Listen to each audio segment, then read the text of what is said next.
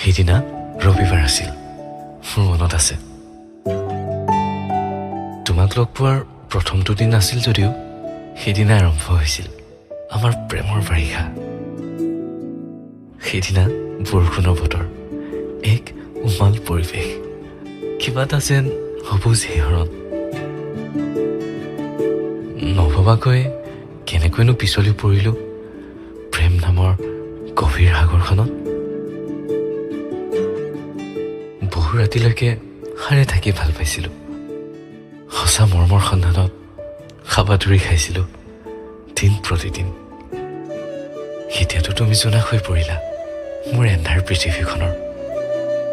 তোমাৰ মৰমবোৰেচোন আজিকালি ছাৰ দৰে পঢ়া দি থাকে মোৰ মনৰ মাজত অনবৰতে।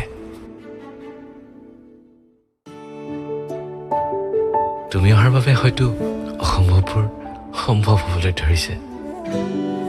অস্বাভাৱিক পৃথিৱীখন আজি স্বাভাৱিক হৈ পৰিছে, খালীবোৰো মৰমেৰে পূৰ্ণ। মোৰ মনত সদায় উৎকীৰ্ণ হৈ থকা প্ৰশ্নবোৰৰ আজি সলিল সমাধি দূৰত্ব গতিত। ভাবিলে ভাল লাগে সংগ্ৰামী জীৱনত তুমি দিয়া সহজলভ্য সাহসেৰে।